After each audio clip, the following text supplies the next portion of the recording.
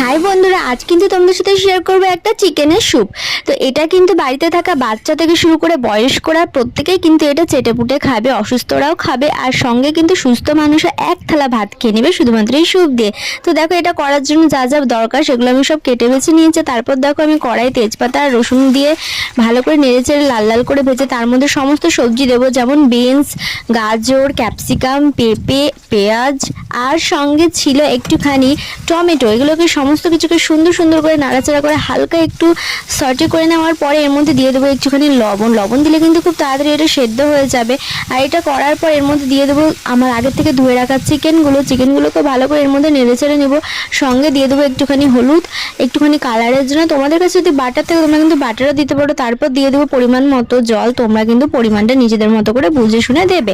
তারপর আমি এটা প্রেসারে দিয়ে মোটামুটি 7 থেকে 8টা সিটি নিয়ে নিলে রেডি হয়ে যাবে আমাদের চিকেন স্যুপ। তো কেমন লাগলো অবশ্যই জানাবে।